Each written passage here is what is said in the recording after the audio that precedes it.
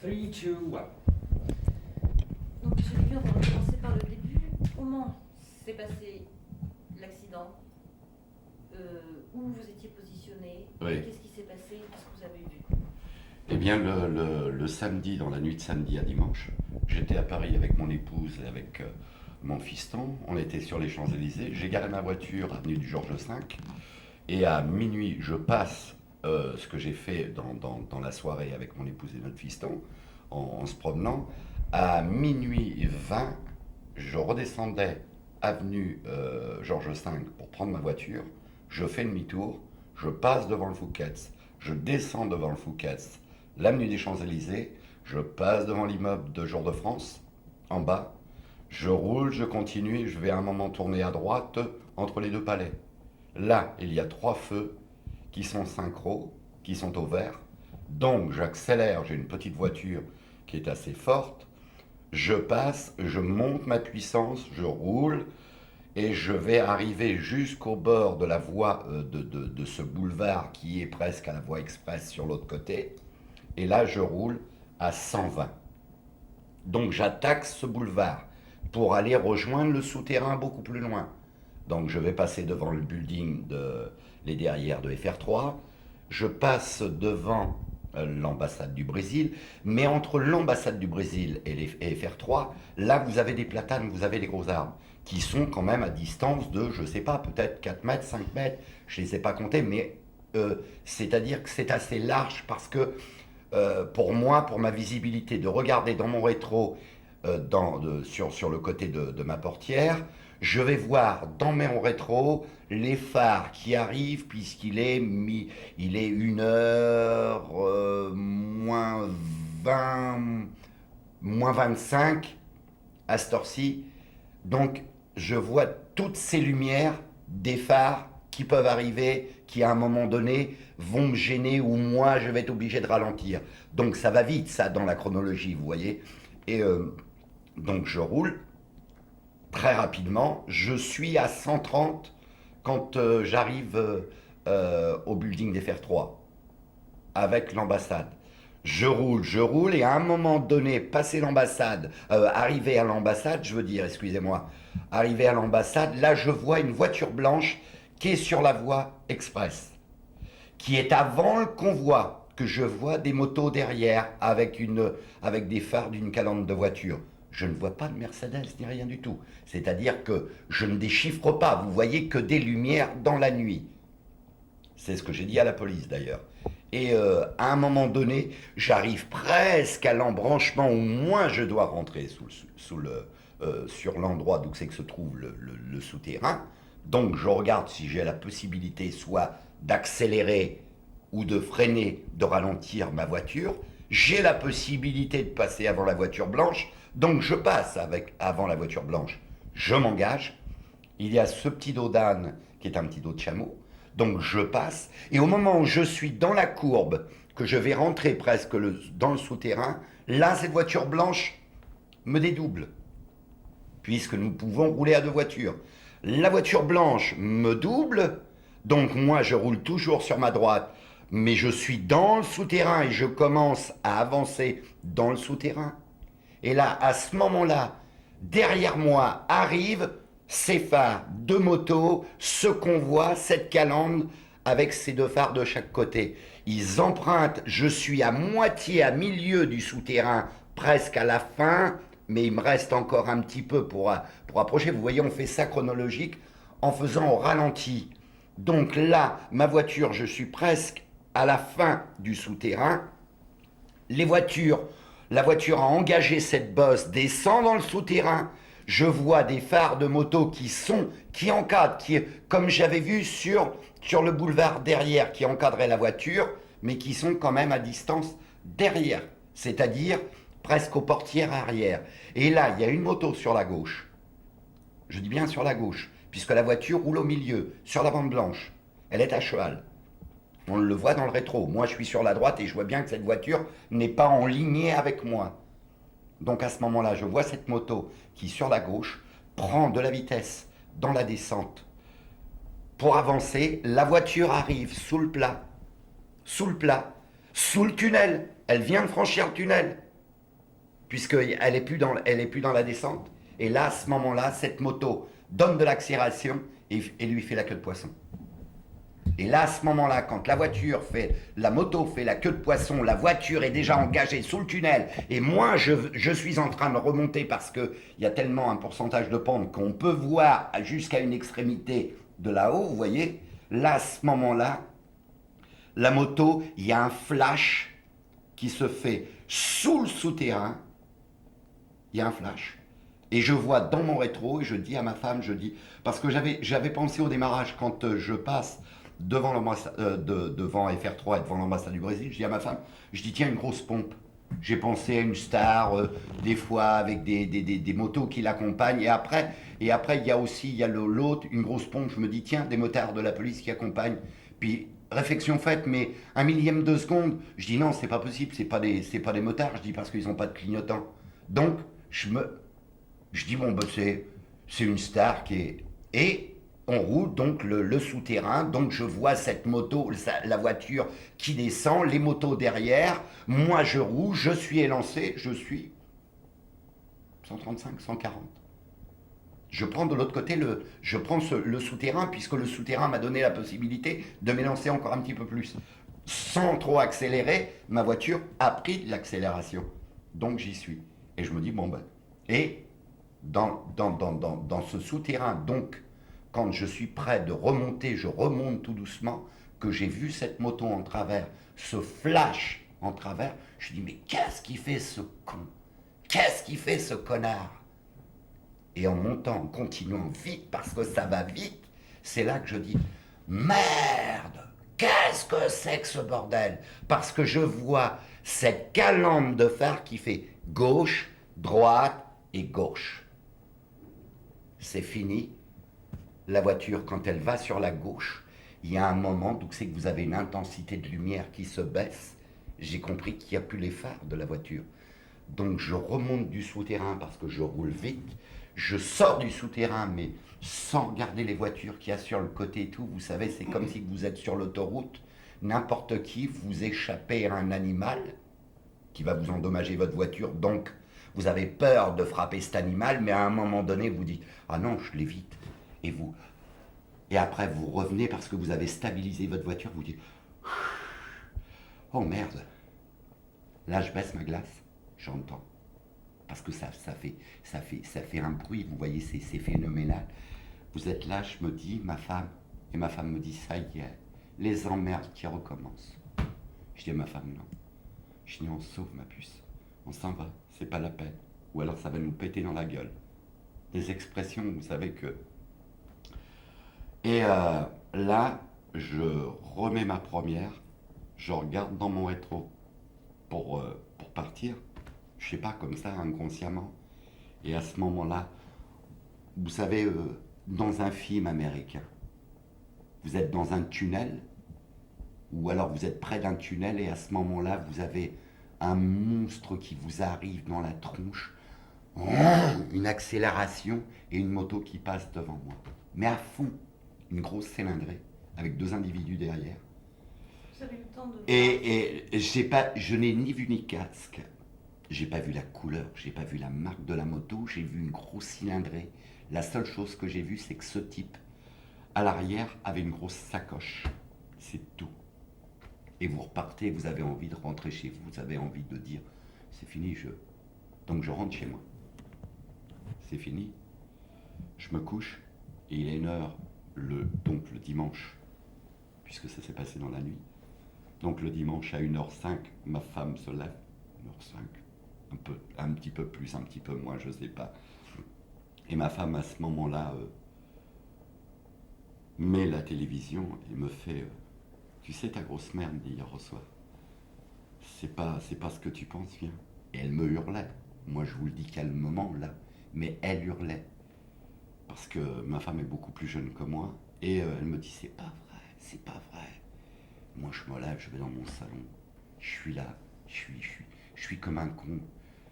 Vous cherchez plein de trucs, vous avez envie de vous dire, mais merde, putain, pourquoi j'ai pas resté hier au soir, pourquoi j'ai pas, et puis ça sert à rien, c'est fini, vous voyez.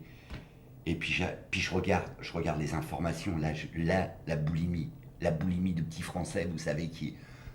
Faut que j'en mange. C'est quoi? Les paparazzis sont arrêtés, machin, les motos, nanana, nanana, nanana, nanana. Et je vois le frère de Lady Di, qui parle et qui a dit comme ça, les paparazzis ont du sang sur les mains. Et c'est là que ça m'a... Oh mince. Merde, c'est la première fois que ça m'arrive, ça. Et là, j'ai dit non, c'est pas possible. J'ai ragé, j'ai eu la haine. Puis j'ai dit mais non, mais c'est pas les autres qui étaient derrière. C'est pas, il y a rien du tout. C'est cette ordure. Parce que moi, je l'ai vu. Moi, j'ai vu cette ordure. Et donc, à ce moment-là, il y a eu ces commentaires de la famille, naturellement, de Mohamed Al-Fayed, de son fils Dodi. Et puis, on a dit qu'il sortait du Ritz le soir. Donc j'ai pris mon téléphone, j'ai appelé les renseignements à Rouen, et j'ai appelé le Ritz et j'ai demandé à avoir une secrétaire. J'ai pas demandé à parler au bon Dieu, j'ai pas demandé à parler à la Vierge, ni quoi que ce soit, j'ai dit passez-moi une secrétaire. Et on m'a dit pourquoi. J'ai dit je suis monsieur, j'ai été témoin hier au soir. Donc on m'a dit patientez quelques instants. Là j'ai eu le président du Ritz qui a été très aimable avec moi. Et je lui ai raconté, je lui ai dit mais moi j'ai vu, c'est pas ce qu'on dit dans la presse. C'est pour ça que je vous appelle. Et il m'a dit écoutez, je vais vous donner un numéro de téléphone. Vous allez vous mettre en rapport avec l'avocat de la famille, Maître d'Artevel. Et je me suis mis en rapport avec cet avocat qui m'a traité mais comme de la merde. Après mon interrogatoire à la criminelle. Quelqu'un qui me disait mais absolument, moi je lui demandais d'avoir de la confidentialité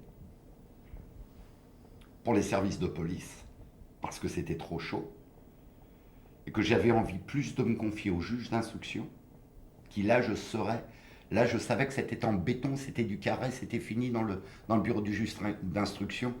Il n'y a rien qui peut être échappatoire, il n'y a pas une claque qui peut être mise ni quoi que ce soit. Alors j'ai demandé à Maître d'Artevel si c'était possible de le faire et il m'a dit absolument pas de problème. Et le lundi matin, j'avais que j'ai ici d'ailleurs, que je vais vous faire voir, une convocation avec une grande enveloppe ministère de l'Intérieur à Monsieur Lévy. Pas d'adresse ni rien du tout. Veuillez prendre contact avec la brigade criminelle à Paris le plus urgent possible. Là, la rage m'a pris. J'ai appelé Maître d'Artevel.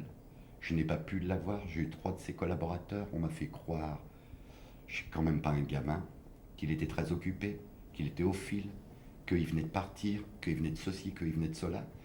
Et puis j'ai dit à une de ses collaboratrices, j'ai dit écoutez, ce monsieur est un salopard parce que nous avions décidé hier que je voulais être en réserve et rentrer par une petite porte parce que j'avais pas envie d'être lynché avec les médias que ça faisait et que là, jusqu'à maintenant, je n'ai pas cherché à être quoi que ce soit puisque je n'ai pas montré mon visage. Donc c'est la preuve que je veux rester sur le côté.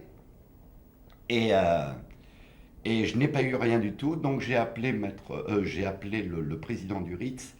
Et là, j'ai dit au président du Ritz ce que je pensais de la famille, de l'avocat de la famille de Mohamed Al-Fayed qui se conduisait d'une certaine façon en traitant les gens comme de la merde. Et puis ben là, Monsieur Klein, le président, s'est excusé pour l'avocat et m'a dit non, non, non, non, non, non, rassurez-vous. Et moi je dis que je voulais absolument, c'est pas un bâton de pèlerin, c'est vraiment, c'est pas l'acharnement, c'est ce que j'ai vu, ces bonhommes, cette moto, c'est eux, les seuls. Et quoi? Et où qu'ils soient en ce moment, ils le savent. Ils savent que maintenant c'est fini. Ils peuvent plus demain venir devant la scène dire c'est nous avec la moto, on a fait la queue de poisson. Parce qu'ils savent très bien que leur tête tombera. Et vous avez bien entendu le bruit de l'accident. Donc vous avez bien entendu le bruit de l'accident une fois remonté, c'est-à-dire arrivé sur la place de l'Alma. Oui. Donc vous êtes bien certain que l'éclair, enfin l'éclair que vous avez vu, le grand flash, vous Mm. l'analysez comme un flash d'appareil photo. Il n'y a pas de doute possible que ce soit le flash simplement du point d'impact de la Mercedes au moment où la... Ah non, absolument pas, parce que la Mercedes, il n'y avait pas encore d'impact. Au moment où la moto se rabat, fait la queue de poisson, l'accélération, elle vient devant la Mercedes, sous le souterrain, à l'entrée du souterrain, et qu'elle vient se placer devant, là, c'est le flash, et tout de suite après le flash, vous savez, quand vous regardez, vous voyez une éclair, vous la voyez, mais si vous voyez encore une autre lumière derrière, vous la voyez aussi. Donc là, vous avez le flash et le balancement. Et la voiture blanche qui vous a déplacé, qui a déboîté derrière vous au moment où vous arriviez Oui. presque, est-ce que vous avez le temps de voir un peu à quoi elle ressemblait? Non, une voiture blanche. Petite, grosse, très difficile. Je peux pas. Je vous dis, on regarde pas la marque. Vous savez, vous roulez sur un périphérique, toutes les voitures qui vous dédoublent, ou sur la route, ou sur l'autoroute, ou sur une route de province, peut-être sur une petite route de campagne, parce que là, vous êtes pépère peinard et vous dites, tiens, ce con, il a envie de me dépasser. Parce qu'il a sa voiture, parce qu'il a une Mercedes, ou parce qu'il a une Citroën, ou parce qu'il a une Renault, vous voyez. Tandis que là, vous regardez pas, vous voyez ces feux. La nuit, vous vous accrochez à des feux, parce que vous vous dites, c'est sur ce repère-là, pour vous, pour votre sécurité. Donc vous, hop, tiens, une voiture blanche, hop, le type, voilà, et vous le laissez passer. Et combien vous évaluez la distance qu'il y avait entre à la fois vous et la voiture blanche qui vous suivait, et entre cette voiture et l'autre voie? Parce qu'on a la vitesse qui était déterminée et quelque chose comme 180 km/h. Vous rouliez à quelque chose comme 130, peut-être 140 avec une petite voiture. Mmh. Vous ne voyez que des phares, c'est tout à fait logique. Mmh. Vous évaluez la distance à combien? Ou peut-être de par votre interrogatoire à la crime, où est le rapport entre les deux vitesses? Ben, il venait sur moi quand même à la charge. Il venait sur moi à la charge, mais il y avait, Est-ce qu'il y a un moment je où sais vous pas, avez dit, il roule trop 20 vite? mètres, 25 mètres. Oui, c'est vrai qu'il roulait vite, puisque je me suis dit, qu'est-ce que je fais? Il m'arrive souvent, quand je viens à Paris, ou que je suis sur l'autoroute, j'évalue, est-ce que j'ai la possibilité de passer entre ces deux voitures-là, je suis sur la gauche, et que l'autre ne veut pas me laisser passer, j'ai un trou là, donc je viens me remettre dans le trou pour repasser de l'autre côté. Et vous évaluez, vous voyez, je me suis dit, quand je suis passé devant le building des FR3 et puis l'ambassade du Brésil, je regardais pour prendre ma fourche, ma petite sortie là, pour rentrer dans le tunnel. Je me suis dit, est-ce que j'ai le temps, avec ma vitesse, est-ce que j'ai le temps de passer ou de pas passer? Et ça, vous le voyez à votre optique, dans mon rétro, parce que vous roulez à un moment donné, à la vitesse que vous roulez, vous voyez, ça suit. Alors que si moi j'avais roulé doucement, automatiquement l'optique qui était derrière me faisait ça. Donc à un moment donné, vous le voyez plus dans l'optique. Donc moi, roulant à la vitesse de 130, passant le building et tout, je fais ça. Je vois un moment que la voiture blanche, vous voyez, elle roule un petit peu plus vite, mais en fin de compte, je vais avoir la possibilité de ne pas freiner, de rentrer sous le souterrain. Donc je rentre, je prends la courbe, je descends, et quand je descends, la voiture blanche, non, elle passe. Et quand je suis à peine au début à moitié, pas, ouais, à peine sous le souterrain, j'ai quoi? J'ai un quart de fait, un quart et demi de quart de fait sous le souterrain. Là, je vois ces phares qui arrivent. Hein. Alors, eux roulent à la vitesse aussi. Mais moi, je roule, vous voyez. Je roule à 140. Bon, donc, ils me rattrapent. En fin de compte. Les motos. Ouais. Vous saviez qu'il y avait des journalistes en voiture aussi. Non. Ça a été établi hier, les deux des derniers mis en examen en voiture. Mitsubishi ou Peugeot 205. Mais qui était derrière. On ne sait pas. Ah ouais. Il ne pouvait pas y avoir de journaliste devant. Bah, ça paraît difficile. Ouais. Ouais. Ouais. C'est ok. Oh là là. Mieux qu'une femme. Thank you very much. Donc pour ce qui concerne concerne le flash que vous avez vu, c'était le premier flash que vous voyez, vous n'en avez pas vu d'autres avant, au moment où le convoi vous Non. suivait. Non. Le seul et unique flash. Ouais. C'était un flash violent. Oui. Et il était sous le souterrain. Et après, vous savez, quand vous analysez, après, plus tard, vous dites qu'en fin de compte, ils avaient envie de faire quelque chose sous le souterrain. Je pense que les motards avaient convenu de quelque chose pour que ce motard-là puisse faire cette queue de poisson à l'entrée du souterrain. À l'entrée, parce que moi, je suis retourné là-bas, j'ai vu la première impact qui a été, d'ailleurs, c'est dessiné par la préfecture de police, c'est pas moi qui l'invente. La préfecture de police a fait un endroit, un encart, où la jambe de la Mercedes est venue déjà taper la première fois. Elle frôle. Et ça, elle frôle 3 piliers avant le numéro 13.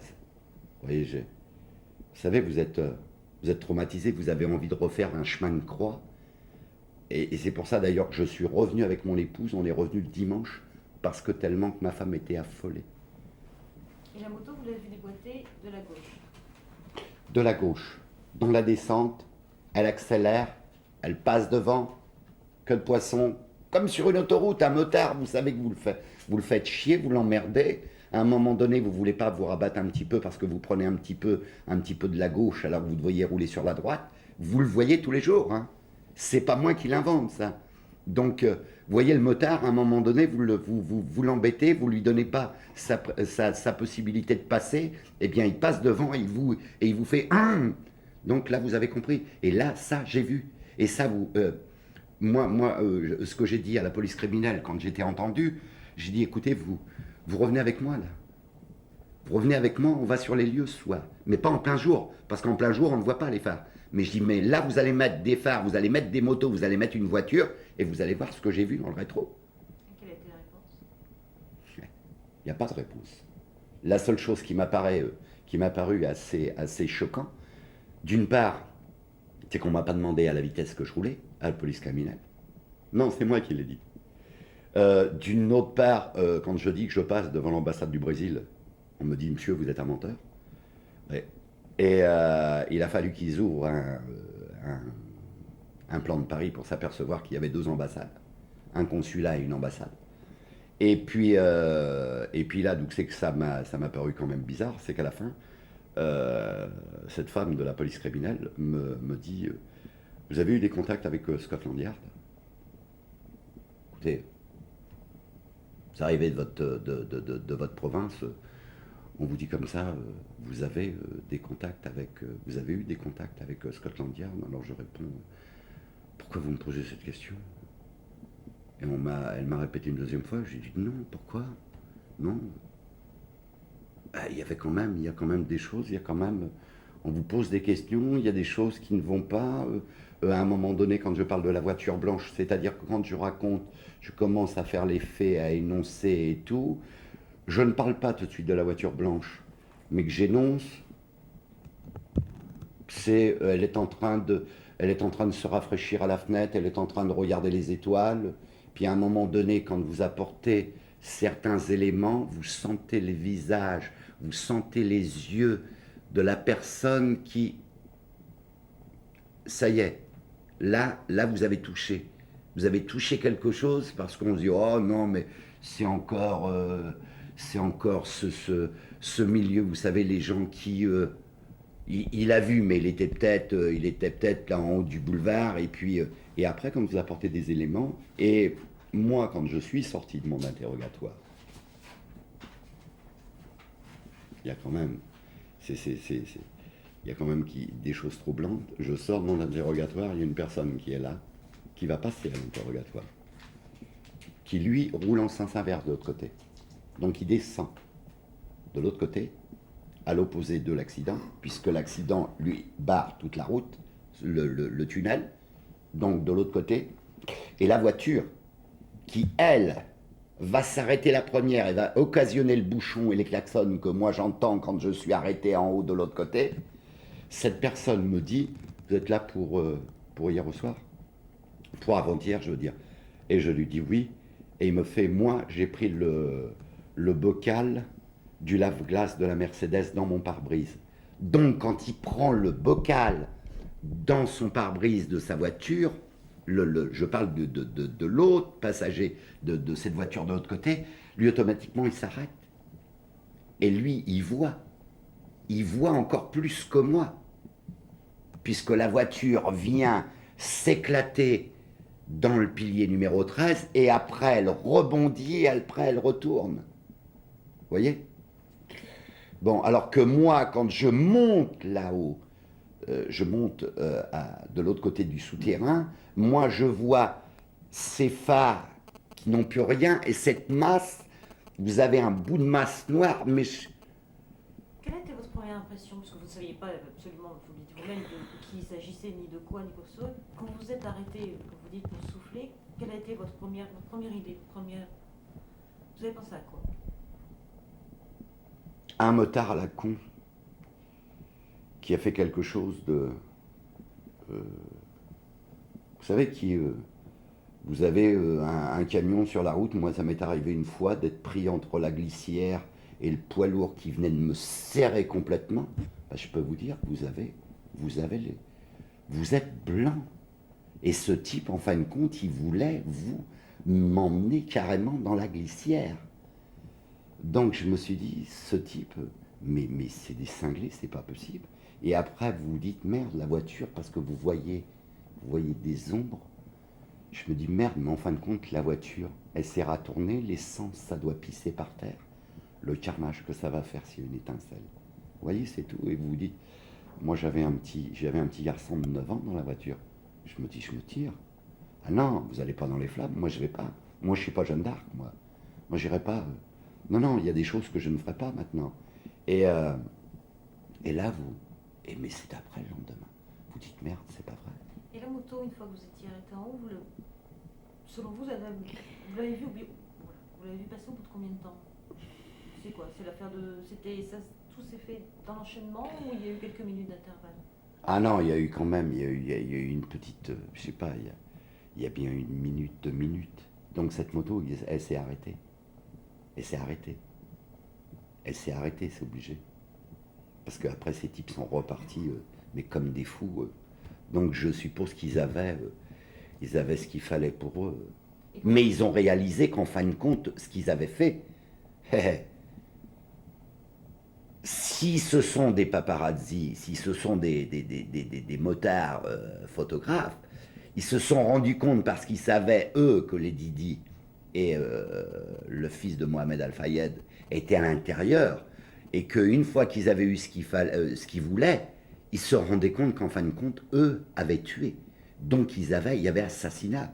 Parce que quand ils ont fait, en fin de compte, ils pensaient peut-être, eux, dans un sens, faire freiner la voiture dans le souterrain et de se dire, vous savez, il y a des fois, il m'est arrivé de voir des reportages sur Elton John sur la Côte d'Azur, quand il arrive, vous avez une voiture de paparazzi qui se met en travers. Je me souviens parce que j'ai cette image quand il arrive dans sa Rolls décapotable ou une Bentley d'un Air Leopard, donc c'est qu'il descendait de son avion, et bien il s'arrête, Elton John, c'est possible, et puis il fait un sourire, et je pense que c'est ce qu'ils ont voulu faire. Ils se sont dit, on va bloquer la voiture sous le souterrain, comme ça on va pouvoir travailler tranquillement. Et en fin de compte, ils ne l'ont pas fait. Et quand vous avez vu passer la moto, est-ce que vous avez pensé tout de suite que c'est la moto que vous aviez vu déboîter? Est-ce que vous avez essayé de l'identifier? Ah non, ça, non. Ah oui, non, mais ça, il y a un truc que je me suis dit, quand j'ai vu cette moto qui est partie, qui a fait son accélération, qui est rentrée, qui a fait sa queue de poisson, qui est venue à l'entrée du souterrain pour aller cueillir la Mercedes, pour la faire arrêter, et que là, j'ai vu cette Mercedes se déporter gauche, droite, gauche. J'ai vu, en plus, quand elle a fait cette queue de poisson, bon, il y a eu ce flash tout de suite sur la voiture que vous regardez derrière, bon, et il y a eu ce zigzagement gauche, droite, gauche, et après vous avez cette lumière, vous avez plus ces phares de voiture, mais vous voyez cette masse qui bouge. Moi je roulais, je suis sorti, la moto n'accompagnait pas, la moto n'est pas venue avec moi, vous voyez. Donc moi je m'arrête, je souffle, je baisse ma glace, le bruit, les klaxons, la réflexion, la pensée, et puis après vous dites merde, je vais assister, problème, ça va exploser, ça va. Donc vous remettez votre voiture en route, et là, à ce moment-là, il n'y a pas de bruit de moto, vous n'entendez pas, mais quand la moto se relance, vous entendez cette moto, ce bruit du souterrain, puisque elle est à moitié, la voiture, d'où c'est qu'elle est, vous voyez. Et à ce moment-là, vous entendez ce... Là, vous savez qu'il y a une moto qui repart. Donc, Là, selon vous vous- entendez un bruit. Donc selon vous, effectivement, si vous avez eu le temps et de vous arrêter, de baisser votre glace, de souffler 30 secondes, de réfléchir, de remettre la voiture en route et de partir, selon vous, elle s'est arrêtée, c'est clair. Ah oui, oui, oui. Et est-ce que vous, à ce moment-là, sur la place du pont d'Alma, vous étiez où exactement par rapport, par exemple, à la statue? Est-ce qu'il y avait d'autres personnes, d'autres voitures? Est-ce que vous avez remarqué d'autres possibilités? Par rapport à la Arrêtez, place... voilà, une fois que vous arrêtez la voiture, Moi, quand je m'arrête juste en hauteur, à la sortie du tunnel, mais en haut de la côte. Et là, vous avez une petite route qui est sur le pont sur la place de l'Alma, et qui, elle, vient remonter encore sur le boulevard. Moi, je suis là, je suis à cheval sur cette bande blanche. J'ai pas envie d'aller plus loin. donc vous avez vu passer Ma- une moto en tout dépend. Ah oui, oui, oui, oui, oui, oui. Ah oui, oui, oui, oui. Oui, oui, il y a une personne qui serait venue du pont de la place de l'Alma, qui serait venue pour reprendre ce boulevard d'où c'est que j'étais, aurait été obligé de me klaxonner. J'aurais dit, va te faire foutre, je sais pas, j'aurais été mal poli avec lui, parce que je ne pouvais plus. Là, il fallait que je m'arrête, il fallait que je... Et après, vous dites, bon, allez, c'est bon, faut y aller. Faut y aller parce que là, il va se passer quelque chose. C'est tout. Et dernière question, peut-être un peu plus personnelle. Vous n'avez pas été contacté par la police depuis lundi. Non, Vous avez été interrogé lundi après-midi. ouais. Donc ils vous ont contacté par le biais du président du RITS. Comment vous avez été convoqué? Non, je pense que je n'ai pas été convoqué par l'intermédiaire du RITS. Bah, tout simplement, j'ai voulu faire confiance à un avocat, qui est l'avocat de la famille Alfayette, à qui j'avais demandé de me mettre sur le côté pour le juge d'instruction. Et c'est cet avocat qui m'a... Alors naturellement, lui dira que c'est pour la justice. Eh ben, comment faire confiance après? Parce qu'en fin de compte, je ne me défiais pas. Je ne suis pas venu faire l'aumône, je ne suis pas venu demander quoi que ce soit à personne. Je veux seulement qu'on respecte l'individu et puis qu'on fasse confiance aux gens. Voilà ce que je vais vous demander. Dans quel état d'esprit vous êtes maintenant, quasiment une semaine après ce que vous avez vécu? De la haine, de la haine, de la rage, de la rancœur. Parce que c'était Diana? Parce que... Non, non, non, non, non, non, non, non, non, non, non. Par, par, par, ces- par cet accident tragique qui emmène en fin de compte...